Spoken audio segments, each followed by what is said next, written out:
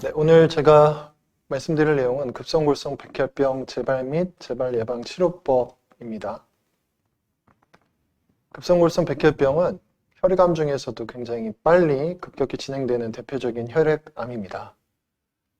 왼쪽 아래 그림에 보이시는 것처럼 비정상적인 다수의 클론이 과도하게 증식하는 걸 특징으로 하고 있고, 이런 클론들은 정상적인 백혈구의 분화 과정이 진행되지 않고 비정상적으로 분화가 되는 특성을 갖고 있습니다.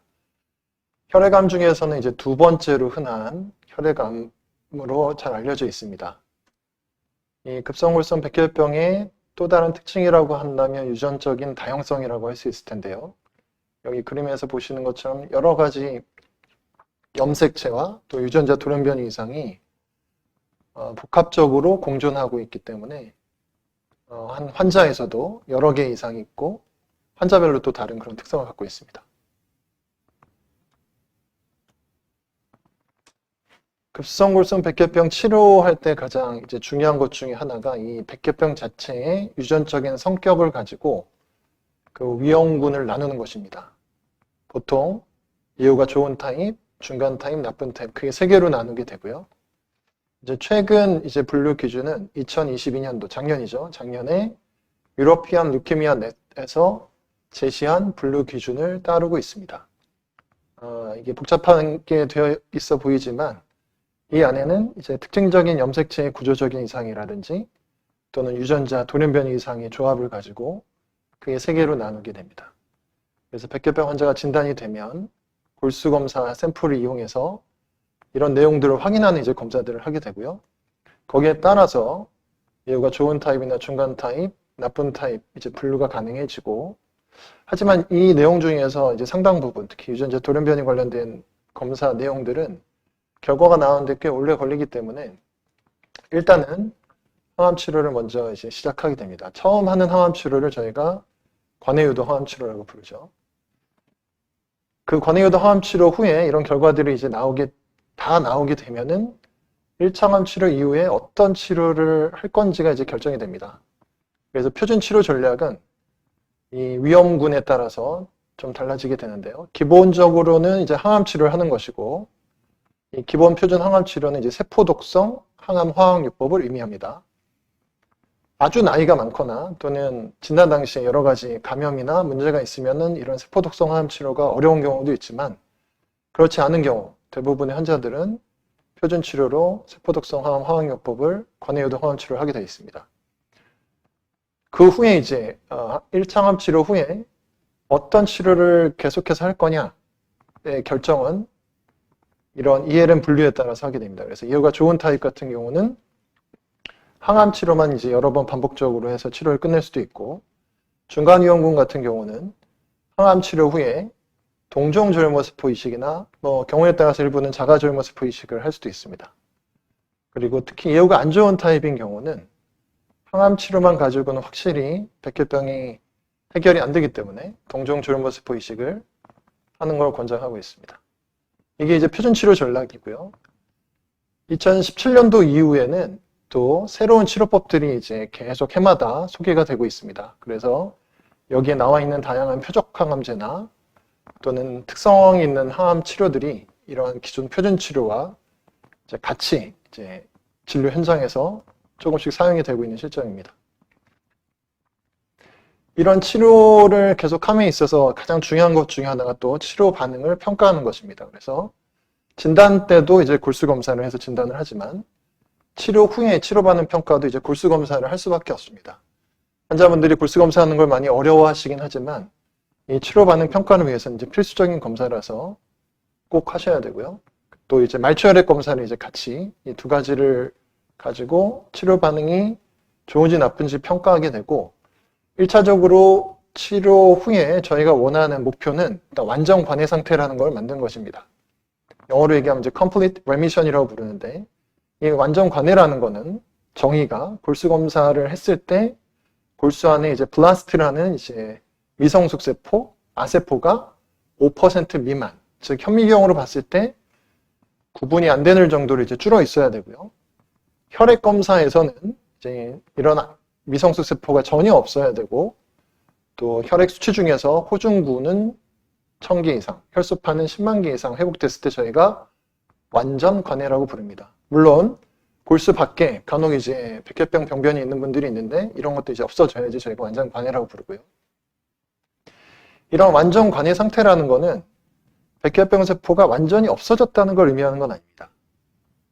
이런 정의를 내려서 저희가 완전 관해라고 부르는 상태는 우리가 눈에 보이는 현미경으로 확인할 수 있는 암세포가 많이 없어진 상태라는 걸 의미하는 거고, 거기에는 눈에 안 보이는 현미경으로 확인 안 되는 백혈병 세포들이 남아 있을 수 있습니다. 그런 것들을 저희가 미세 잔류 백혈병이라고 부릅니다. 그래서 영어로 얘기하면 미니말 또는 measurable residual disease, MRD라고 보통 표현하는데요. 이게 미세 잔류 백혈병입니다. 그래서 이런 완전 관해 상태라는 게 중요한 이유는 항암 치료에 이런 완전 관해 상태가 돼야지만이 그 후로 치료했을 때, 관해 후 치료를 했을 때 예후가 좋기 때문에 그렇습니다. 그래서 이게 1차적으로 저희가 항암 치료를 했을 때 만들고 싶은 상태인 거고요. 그런데 이 오른쪽 그림에서 보시는 것처럼 아까 이제 미세 잔류 백혈병이라고 말씀드렸는데, 최근에 이런 눈에 안 보이는 백혈병 세포를 정량 평가할 수 있는 다양한 이제 정밀 검사 방법들이 이제 소개가 되고 있습니다. 여기 나온 것처럼 이런 유세포 분석을 이용하거나 또는 PCR을 이용하거나 또는 NGS라는 차세대 염기설 분석법을 이용해서 실제로 이 관해 상태일 때 여기 보시면은 왼쪽이 백혈병 세포가 얼마나 많이 남아 있는지 이 밑으로 올수록 이제 숫자가 적은 건데요. 저희가 소위 이제 형태학적인 완전 관해 상태라고 부르는 수준이 여기 보시는 것처럼 백혈병 세포가 거의 10의 9승계, 그래서 10승계, 엄청나게 많은 숫자가 남아 있어도 현미경으로 이제 보이지가 않는 겁니다. 근데 이런 정밀 검사 방법을 통해서 이런 MRD라는 걸 측정하게 되면은 이거보다 훨씬 더 낮은 상태의 백혈병 세포의 존재를 확인할 수가 있습니다. 이게 중요한 이유는 완전 관해가 된 상태의 환자들 중에서도 이런 미세잔류 백혈병이 얼마나 적게 남아있냐에 따라서 예후가 달라지기 때문에 그렇습니다. 그래서 최근에는 이런 치료받는 평가할 때 완전 관해 상태를 측정하는 것뿐만이 아니라 이런 MRD 측정을 통해서 미세잔류 백혈병 측정을 통해서 환자의 예후를 좀 더 정확하게 저희가 예측할 수가 있고, 거기에 따라서 또 차별화된 치료 전략을 세울 수가 있게 됐습니다. 그래서 이 미세잔류 백혈병 MRD라는 게 무엇인지는 아마 이제 환자분들도 알고 있으면 의료진과 커뮤니케이션하는데 크게 도움이 될 것 같아서 좀 자세하게 설명을 드렸습니다. 실제로 이 미세잔류 백혈병을 이제 저희가 저희 환자들 통해서 측정해 본 결과를 이제 보여드리는 데이터인데요. 이거는 재발할 가능성을 보여주는 이제 그림입니다. 이 그래프 선이 위로 있을수록 더 재발을 많이 한다는 뜻인데요. 저희가 WT1이라는 백혈병 세포에서 과발현되는 대표적인 단백질 유전자 검사를 PCR로 한 경우, 그 다음에 NGS라는 차세대 염기설 분석법을 사용해서 MRD 측정한 경우, 이 두 가지를 다 봤을 때 완전 관해 상태에서 이런 MRD가 측정되는 환자들이 그렇지 않은 환자들에 비해서 훨씬 더 이식 후에 재발을 많이 하는 것을 저희가 확인할 수가 있었습니다. 지금까지 이제 치료 반응 평가까지 말씀을 드렸고요. 실제로 아까 ELN 분류 기준에 따라서 치료 전략이 달라진다고 말씀드렸는데, 정리해서 얘기하면은 결국 급성골성 백혈병 환자들 중에서 예후가 좋은 타입을 제외하고 중간이나 안 좋은 타입은 결국 항암 치료 후에 관해 상태에서 동종조혈모세포 이식을 하는 것이 가장 이제 표준 치료가 되겠습니다. 그래서 백혈병, AM 급성골성 백혈병 환자들의 한 70% 정도는 이런 동종 이식이 필요하다고 말씀드릴 수가 있는데, 이 동종 이식이라는 거는 기본적인 원리가 저희가 항암 치료를 여러 번 했을 때도 아까 MRD라는 게 미세잔류 백혈병이라는 게 남아 있을 수 있다고 말씀드렸고, 실제로 그런 경우가 대부분입니다. 그래서 이식 전에 이런 백혈병 세포가 남아 있는 거를 보통 동종조혈모세포 이식이라는 거는 보통 기본적으로 이식 전처치라는 치료를 먼저 하고 나서 공여자의 조혈모세포를 뽑아가지고 환자한테 이제 주입해주는 치료라고 말씀드릴 수가 있겠는데요. 이런 이식 전처치를 치료로서 저희가 뭐 다양한 이제 항암제를 쓰기도 하고 또는 방사선 치료를 같이 하기도 합니다. 이런 이식 전처치를 해서 기본적으로 남아있는 암세포 미세잔류 백혈병을 어느 정도 낮출 수는 있습니다. 하지만 이런 전처치를 통해서 완벽하게 이런 암세포를 없앨 수 없기 때문에 저희가 이식을 통해서 환자의 몸은 그대로지만 피, 혈액은 이제 공여자를 통해서 이식받은 조혈모세포에서 만들어내는 혈액세포들이 이제 이식하고 나면은 이제 존재하기 때문에 그 안에 들어있는 면역세포가 이 남아있는 전처치를 통해서도 안 없어지고 남아있는 암세포들을 없애는 이제 동종 면역 반응이라는 게 일어나는데 이런 동종 조혈모세포 이식은 이런 동종 면역 반응을 통해서 아주 여러 항암 치료나 전처치에서도 안 없어지는 남아있는 암세포들을 없애는 게 치료의 목적이자 원리가 되겠습니다. 그렇게 하면은 이제 백혈병을 완전히 제거할 가능성이 높아지고 이식을 하고 이제 재발을 안 할 가능성이 높아지게 되고 그러면 병이 완치가 되는 거죠. 실제로 이런 동종 조혈모세포 이식에서 일어나는 이제 동종 면역 반응은 크게 두 가지 방향으로 일어납니다. 저희가 원하는 거는 소위 이식편대 항백혈병 효과라고 해서 이식한 면역세포가 이렇게 백혈병 세포를 죽이는 효과. 이게 저희가 원하는 효과이죠. 근데 동종 이식을 하게 되면은 이런 이식한 면역세포가 이런 백혈병 세포만 공격하는 게 아니라 환자의 정상세포를 공격할 수도 있습니다. 예를 들어서 피부나 간이나 또는 이제 위장관 점막세포들 이런 것들을 공격할 수가 있고 그 외에도 우리 몸의 모든 조직의 세포들을 공격할 수가 있습니다. 이렇게 해서 나타나는 합병증, 증상들을 저희가 이식편대 숙주병이라고 부릅니다. 보통 동종조혈모세포 이식을 한 환자들에서 거의 한 40 내지 50% 발병하는 걸로 되어 있고 이런 이식편대 숙주병은 저희가 원하는 동종면역 반응은 아니죠. 그래서 동종조혈모세포 이식은 기본적으로 이 이식을 통해서 백혈병, 남아있는 백혈병 없애는 효과인 이식편대 항백혈병 효과를 어떻게 하면 극대화시킬 수 있느냐. 그러면서 어떻게 하면 이식편대 숙주병을 최소화시킬 수 있느냐. 이 밸런스를 맞추는 게 굉장히 중요하다고 말씀드릴 수 있겠습니다. 그래서 특히 이식하고도 이제 재발하는 확률이 높은 환자들에서는 이런 이식편대 항백혈병 효과를 좀 더 극대화시키는 치료 전략을 상대적으로 세워야 되고 재발 위험이 상대적으로 낮은 환자들은 이식편대 숙주병을 좀 최소화할 수 있는 쪽으로 이식을 디자인해야 됩니다. 이런 급성골성 백혈병에서 그러면 동종조혈모세포 이식 후 재발이 얼마나 일어나느냐. 보통 위험군에 따라서 좀 다르긴 하겠지만은 이 데이터를 보시면은 전반적인 내용을 좀 설명할 수 있을 것 같습니다. 이거는 미국에 있는 미국 이제 이식 기관에서 조사한 내용이고 주로 젊은 환자들 대상으로 한 조사입니다. 여기 연도별로 차이가 있는 게 보이는데요. 여기서 보통 이제 동종 이식을 하면은 이식편대 숙주병이나 감염 합병증 때문에 재발을 안 했는데도 돌아가실 수도 있습니다. 그런 거를 저희가 TRM 또는 비재발성 사망률이라고 부르고 이식하고 이제 재발하는 경우는 이제 재발률이라고 부르는데 동종조혈모세포 이식 후에 비재발성 사망률은 최근으로 갈수록 해가 가면 갈수록 여기 보시는 것처럼 줄어들고 있습니다. 반면에 재발할 가능성은 오히려 증가하는 양상을 보입니다. 이런 젊은 환자들에서도. 이 내용이 의미하는 게 뭐냐면 결국 이식 기법이 발전하면서 동종조혈모세포 이식 후에 비재발성 사망률은 지속적으로 이제 줄어들고 있지만 여전히 이식 후에 재발은 잘 해결이 안 되고 있다. 즉 동종조혈모세포 이식을 하는 급성골성 백혈병 환자에서 전반적으로 봤을 때 현재 가장 큰 문제라고 한다면 결국은 이식 후에 재발이다. 또 그 문제를 해결할 만한 새로운 치료가 필요하다.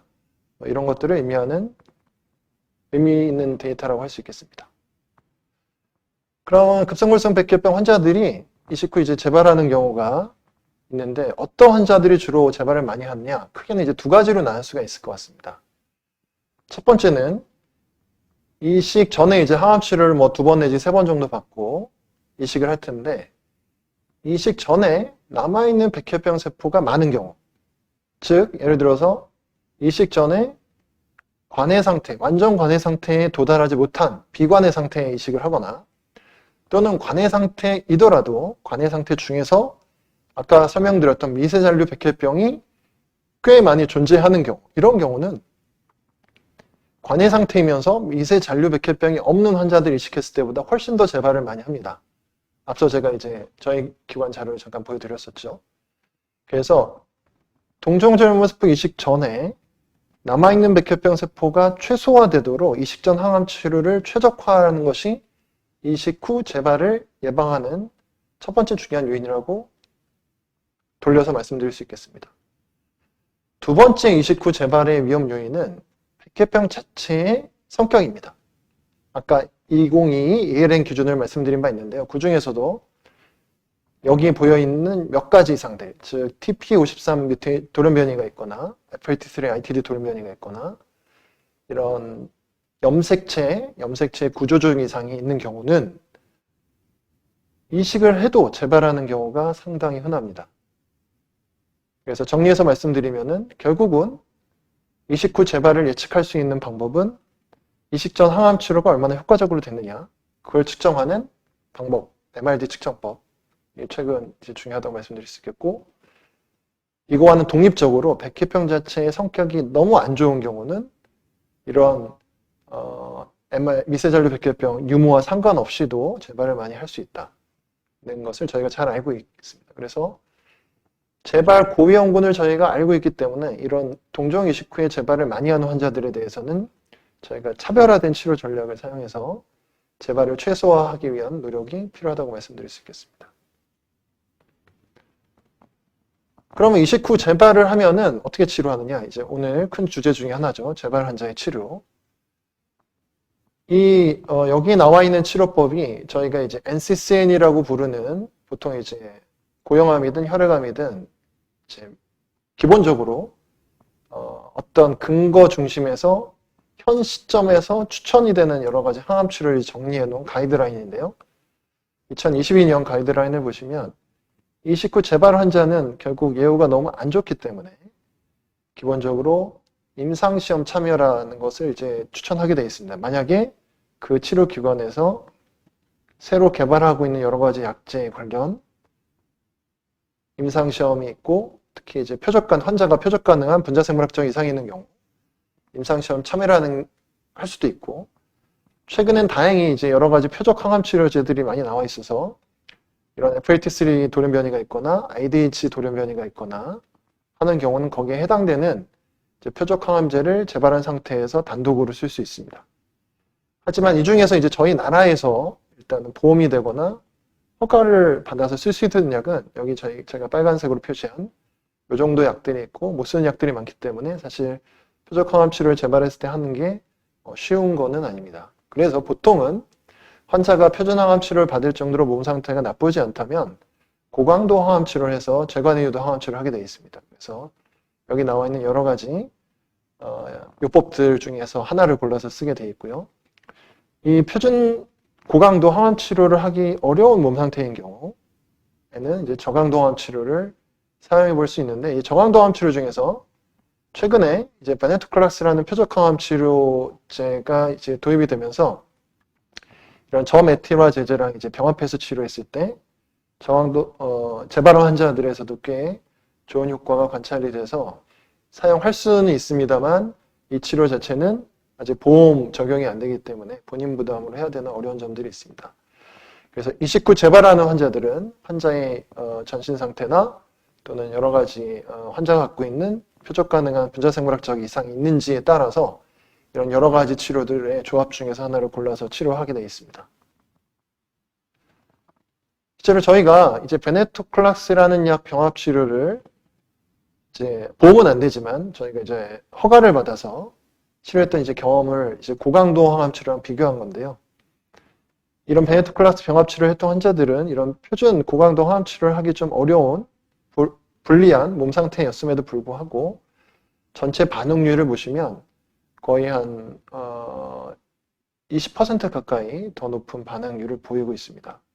그러면서도 이런 고강도 항암 치료에서 발생할 수 있는 합병증, 예를 들어서 머리가 빠진다든지 점막염이 생긴다든지 하는 여러 가지 어려운 합병증들이 훨씬 더 덜 생기고 입원 기간도 길지 않고 여러 가지 좋은 점들이 있기 때문에 특히 이제 이런 고강도 항암 치료가 불가능한 분들한테는 적극적으로 권장을 드리고 있습니다.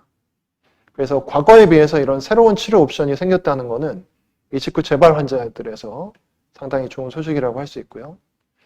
실제로 저희가 이식 후 재발한 환자에서 또는 이제 불응성 백혈병 환자에서 재관의 유도항암 치료로 베네토클락스 병합 치료를 한 다음에 이식한 환자들의 생존율을 보면 실제로 그냥 신환을 이식한 환자들하고 거의 유사할 정도로 상당히 좋은 이식 후 생존율을 보이고 있어서 최근에 이제 새로 도입되는 다양한 표적항암제가 실제로 환자들 치료 성적을 개선시키는 데 얼마나 기여를 하고 있는지를 보여주는 데이터라고 설명드릴 수 있겠습니다.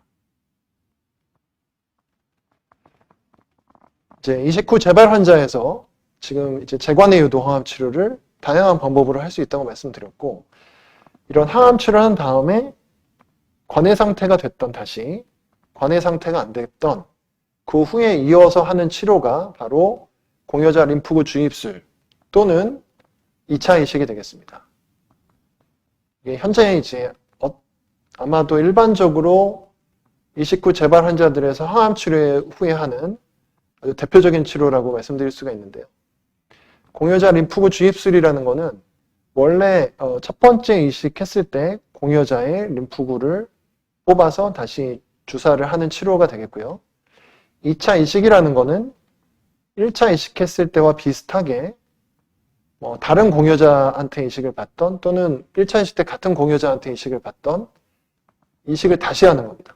그러니까 두 개의 차이는 공여자 림프구 주입술은 그냥 보통은 재관의 유도 항암 치료한 다음에 이제 적당한 시점에서 림프구 주입술을 여러 차례 반복해서 하게 되어 있는 거고, 2차 이식이라는 것은 재관의 유도 항암 치료 후에 치료 결과를 확인하고 그 후에 이제 이식 전 처치를 포함한 1차 이식 때와 비슷한 과정을 통해서 2차 이식을 하는 거가 되겠습니다.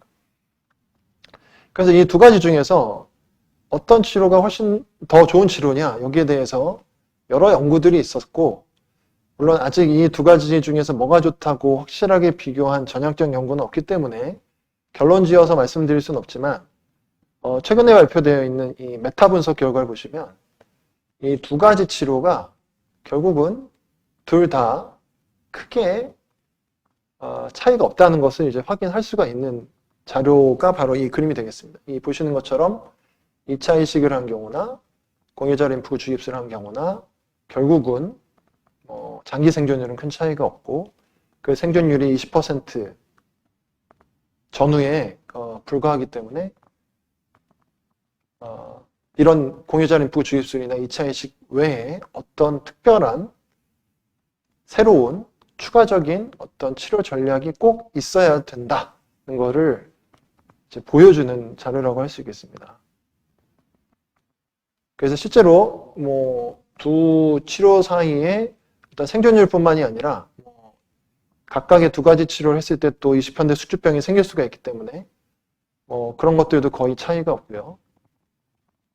단지 이 두 가지 치료에서 공통적인 거라고 말씀드릴 수 있는 거는 이런 재관의 유도 항암 치료를 통해서 완전 관해가 됐을 때하고 관해 상태가 안 됐을 때하고는 여기 보시는 것처럼 둘 다 치료 성적이 꽤 차이가 큽니다.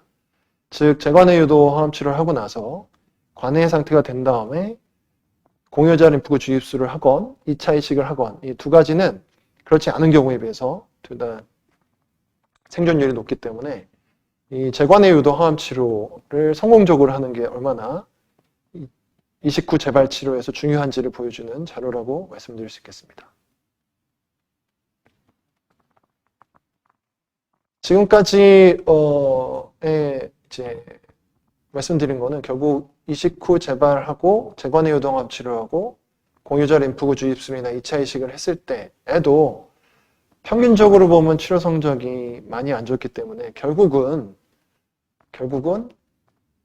이식 후 대부분 재발을 해서 이제 2차 이식을 했건 공유자 림프구 주입술을 했건 간에 결국은 다시 재발할 가능성이 높기 때문에 치료 성적이 안 좋은 건데요.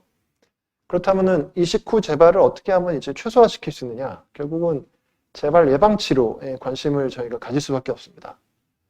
그래서 보통 일반적으로 아까 말씀드렸던 이식 후 재발할 가능성이 높은 환자들에 대해서는 저희가 기본적으로는 20현대 수주병 예방 목적으로 쓰는 면역 억제제를 이식 후에 가능하면 좀 조기에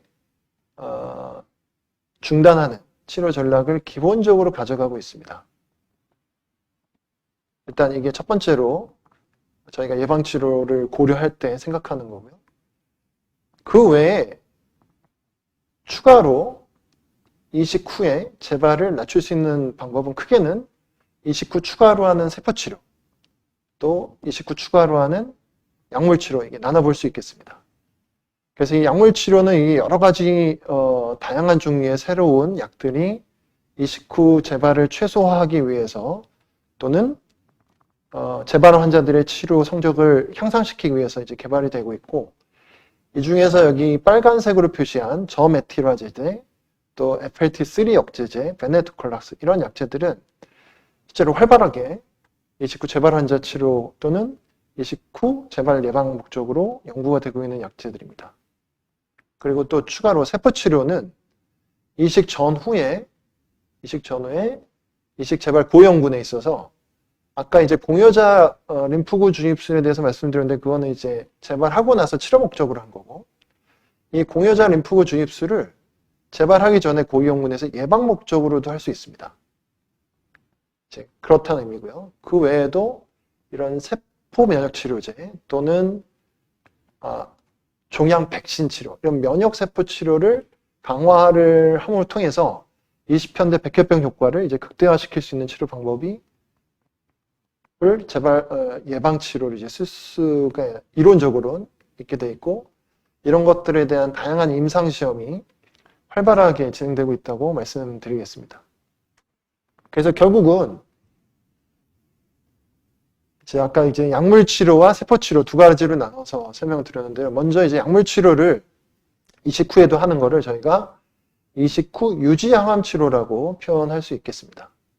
그러니까 이식 후에 재발은 안 했는데도 예방적으로 약물 치료를 해서 이식 후에 또 남아있는 암세포를 추가로 이제 죽이겠다는 거죠. 제거하겠다는 거죠. 그거를 이식 후 유지 항암 치료라고 부르고, 목표는 약물 치료를 이용해서 이식 후 남아있는 미세잔류 백혈병 세포를 제거함을 통해서 재발을 예방하겠다는 것이 되겠습니다. 하지만 이 모든 항암제는 다 부작용이 있기 때문에 당연히 이제 치료 비용도 들고, 그래서 무조건 모든 환자들한테 이런 이식 후 유지항암 치료를 하는 것은 권장되지가 않고요.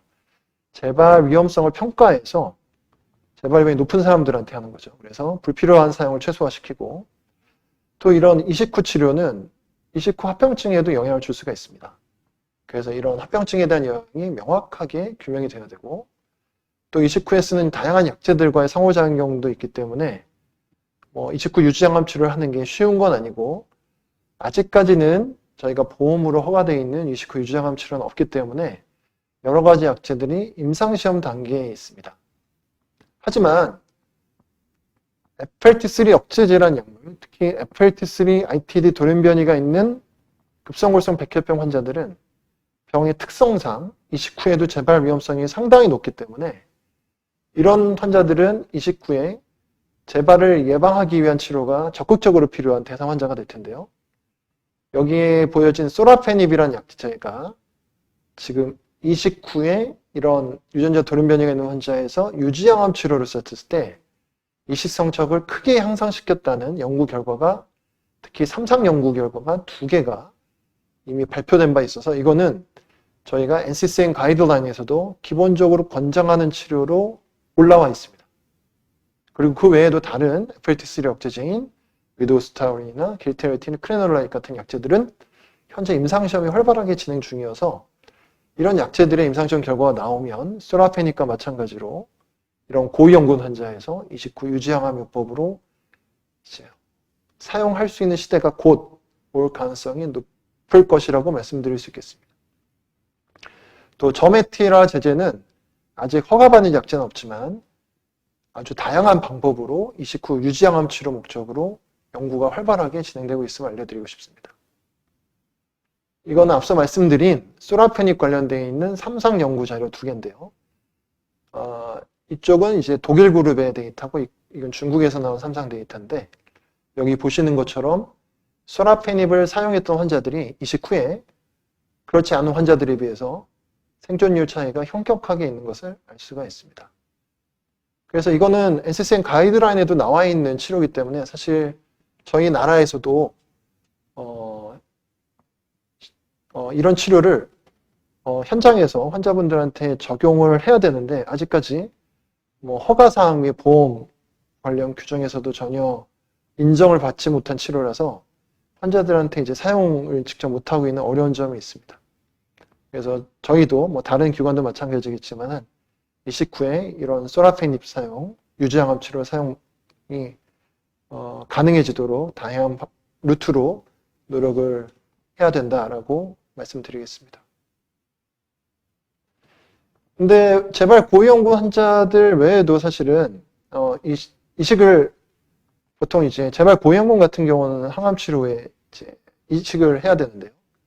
모든 환자들이 이식이 가능한 건 아닙니다. 나이가 너무 많거나 또는 여러 가지 지병이 있어서 이식을 못하는 환자들 같은 경우는 이제 보통 항암 치료를 뭐 3번 내지 4번 정도 하고 토탈 합쳐서 치료를 이제 종료할 수밖에 없는데요. 최근에 아주 중요한 자료가 이제 발표가 돼서 이제 오늘 보여드릴 텐데 이 데이터는 이런 항암 치료 후에 관해 유동암 치료에 관해 상태가 됐으나 이식을 못하는 환자들에서 추가적인 공고암 치료를 하는 게 아니라 이런 경구용 아자사이티딘이라는 저메틸화 제제를 유지항암 치료로 쭉 치료했을 때 생존율에 도움이 되는 것을 보여준 삼상 연구 데이터가 되겠습니다. 보통 치료는 이제 4주가 한 사이클인데 2주를 약을 먹고 2주를 쉬는 사이클로 이제 계속 돌아가게 되어 있고요. 여기 보시는 것처럼 이런 경구용 아자사이틴 유지항암 치료한 환자들이 그렇지 않은 환자들에 비해서 생존율이 거의 10개월 가까이 늘어난 것을 보여주는 중요한 자료입니다. 그래서 아마도 이제 고령 환자들이 이제 대부분 대상일 텐데 이런 분들이 이식을 못하더라도 이런 유지항암 치료 통해서 이런 도움을 받을 수 있는 시대가 열렸고 다행히도 이 치료는 아마도 이제 아마 몇 개월 뒤면은 저희 나라에서도 보험으로 치료를 할 수 있을 것으로 기대를 하고 있습니다. 다음 이식 후 재발 고위험군 환자에서 예방 치료를 할 수 있는 치료법이 이제 면역세포 치료가 있습니다. 역시 목적은 똑같습니다. 면역세포 치료를 통한 면역 반응 강화를 통해서 이식 후에도 남아있는 미세젤류 백혈병 세포를 제거하는 방법인데 여기에 여러 가지 복잡한 이제 면역세포 치료법들이 다 이제 연구 단계에 있고 아직 환자한테 직접 쓸 수 있도록 허가받은 치료는 없습니다만 활발하게 연구가 되고 있어서 여기에서 긍정적인 결과가 나오면 이런 치료법들이 진료 현장에서 이용이 될 수 있을 거고 그러면은 분명히 이식 후 재발을 줄일 수 있을 것으로 저희는 믿고 있습니다. 근데 여기서 쭉 보시면은 전체적으로 이런 T세포나 NK세포 관련되어 있는 면역세포 치료 연구들을 하고 있고요. 실제로 이 T세포나 NK세포는 아까 말씀드렸던 20편대 항백혈병 효과를 담당하는 대표적인 면역세포입니다. 그래서 이 T세포와 NK세포 관련된 연구들이 활발하게 진행이 되고 있습니다. 몇 가지 예를 보여드리겠습니다. 이거는 2019년도에 네이처 메디슨에 발표된 내용인데 이거는 T세포 면역치료가 되겠습니다. 재발 고위험군 환자들에서 이 공여자의 T세포를 미리 뽑아가지고 그 T세포가 공여자 백혈병 세포를 잘 죽일 수 있도록 이제 유전적인 조작을 해서 이 T세포를 이식 후에 추가적으로 환자한테 주입을 하게 됩니다. 그런 경우에 실제로 이 환자 대상이 뭐 12명 많지는 않지만 재발이 0%, 재발을 한 명도 안 하고 100% 이제 생존했다는 굉장히 놀라운 결과를 이제 발표해 주었고요. 비슷한 성격의 대조군 환자들을 보면은 보통 생존율이 60%, 재발률이 25%인데 100% 0%. 현격한 차이가 있었죠. 그래서 이 관련 연구들은 이제 후속 대규모 연구를 통해서 실제로 이게 의미 있는 내용인지를 확인하는 연구들이 진행되고 있어서 이 결과가 나온다면 또 그 긍정적인 결과로 확인이 된다면 급성골성 백혈병 재발 고위험군 환자들에서 할 수 있는 강력한 29 면역세포 치료로 활용이 될 수 있을 거로 기대하고 있습니다. 또 하나는 이제 NK세포 관련된 내용인데요. 이거는 이제 국내에서 시행된 연구 결과고 얼마 전에 이제 논문으로 발표가 됐습니다. 이것도 이상 연구니까 아주 최종적인 이제 컨펌 연구는 아니지만 이식 후 공여자 NK세포를 추가로 주사했던 환자들에서 재발률이 이렇게 현격하게 낮아지고 생존율이 높아지는 것을 확인시켜준 긍정적인 데이터입니다. 마지막으로 보여드릴 이제 세포 치료는 이제 저희 기관에서 시행하고 있는 이제 T세포 치료인데요. 이 T세포는 앞서 말씀드렸던 이제 두 가지 연구하고는 다르게 비슷하긴 합니다. 이제 공여자의 혈액에서 이제 저희가 말초 혈액을 뽑아가지고 그 중에서 이제 그걸 이제 단핵구와 T세포로 분리하고 아까 이제 T세포가 면역 반응을 담당하고 있는 세포라고 말씀드렸죠. 이 단핵구 중에서 이제 특정 세포를 10세포, 보통 우리가 항원 제시세포라고 부르는 건데 여기에다가 보통 급성골성 백혈병 세포가 갖고 있는 여러 가지 항원, 그러니까 하나의 항원이 아니라 저희는 세 가지 항원을 표현할 수 있도록 만들어 놓고 공여자의 T세포를 이 항원 전이 된 세포를 통해서 자극을 하게 되면은 이런 백혈병 세포가 갖고 있는 서바이빙 WT1 터트라는 이 대표적인 백혈병과 연관되어 있는 항원에 강력하게 면역 반응을 일으킬 수 있는 T세포들을 증식시킬 수가 있습니다. 이거를 동일한 공여자의 혈액으로 이식을 한 다음에 추가로 환자한테 투여해 주는 거죠. 아직 초기 임상시험 연구가 진행 중이라서 치료 결과까지 이제 말씀드릴 수는 없지만 이런 치료가 백혈병 특이 항원에 대해서만 반응하기 때문에 이 세포 치료를 했을 때 추가적으로 환자들한테 면역 반응을 우리가 불필요한 면역 반응이죠. 20편대 추출병을 많이 일으키지 않으면서도 백혈병 세포들을 효과적으로 죽일 수 있는 치료라고 저희는 생각하고 있고 그런 안전성과 유효성을 입증하기 위해서 임상시험을 진행하고 있습니다. 그래서 지금까지 이제 말씀드렸던 내용들을 이제 간단하게 요약을 하면서 강의를 마칠까 하는데요. 일단 급성골성 백혈병이 일단 재발했다는 것은 불량한 예후를 여전히 보이고 있는 것이 문제이긴 합니다. 하지만 이런 재발했을 때 다시 재발을 위한 재관의 유동암 치료를 해야 되는데 앞서 보여드렸듯이 새로운 약제들이 이 치료에 도입됨으로써 치료 반응률이 상당히 향상되고 있고 또한 이런 재발을 더 예방해서 재발 치료를 안 하게 하는 게 일단 더 큰 목표가 되겠는데요. 이런 재발 고위험군을 정확하게 진단을 해서 또 이런 것들을 이식 후 유지항암 치료나 또는 이식 전후 여러 가지 면역세포를 통해서 재발을 안 하도록 만드는 여러 가지 치료들이 연구 단계에 있고 일부는 진료 현장 도입이 임박해 있기 때문에 급성골성 백혈병 환자들 중에서도 특히 재발 고위험군으로 분류되는 환자들도 앞으로 이런 치료들의 혜택을 곧 볼 수 있는 날이 올 거라고 믿고 말씀드리면서 오늘 강의를 마치도록 하겠습니다. 네, 경청해 주셔서 감사합니다.